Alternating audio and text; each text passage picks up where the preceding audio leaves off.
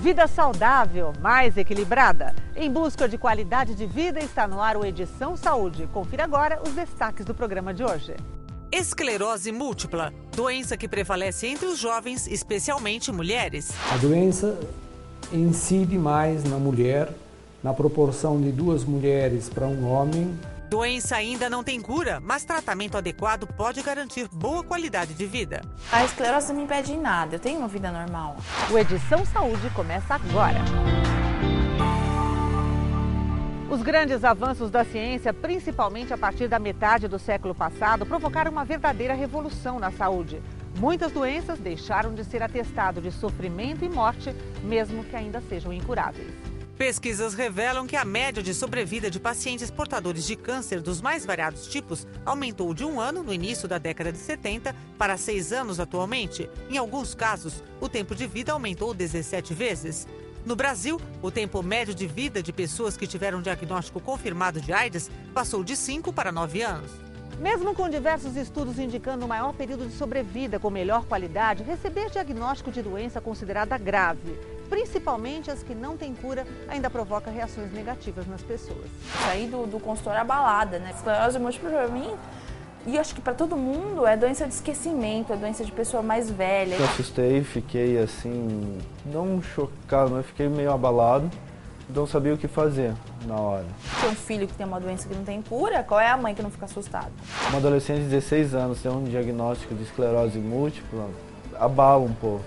No caso da Sônia, ela chorava bastante, ficava triste, porque não conseguia fazer o que uma jovem faz, correr, andar de bicicleta, nadar. Então, é difícil. Eu saí do consultório com a minha mãe assim, assustada, o Léo estava fora, ele não entrou. Eu falei assim, Léo, eu tenho esclerose múltipla. Seria o choque pelo diagnóstico. E agora o que eu tenho? O que eu vou fazer? Como vai ser? Logo que eu cheguei em casa, já fui para a internet para buscar, para saber mais coisas sobre isso. Esclerose múltipla é uma doença inflamatória do sistema nervoso central. A causa da doença inflamatória esclerose múltipla não é conhecido. Supõe-se que vários agentes ambientais e também condições genéticas especiais facilitam o aparecimento da doença, incide mais na mulher, na proporção de 2 mulheres para um homem, e mais ainda, geralmente são as mulheres de cor de pele branca, de olhos azuis. A doença normalmente se manifesta em jovens entre os 15 e os 40 anos. O pico de maior incidência de esclerose múltipla é por volta dos 30 anos. Quando eu tinha 16 anos, eu fiquei sem a visão desse olho. Eu via tudo embaçado, assim, eu digo que eu fiquei cega desse olho esquerdo. Baixa da acuidade visual acompanhada com dor à movimentação ocular. Geralmente essa baixa é num dos olhos, muito raramente comprometendo os 2 olhos. Vai ter várias dificuldades motoras. Logo em seguida eu comecei a sentir falta de coordenação, falta de força nas pernas. Começando na perna direita, depois foi para a perna esquerda. Foi cada vez piorando, até ponto de eu cair, eu machucava o joelho direto. Alterações sensitivas caracterizadas por formigamentos nos membros, de maneira assimétrica, mais um membro do que outro, raramente acompanhada de dor. Dificuldades na fala, né? Na memória, atenção.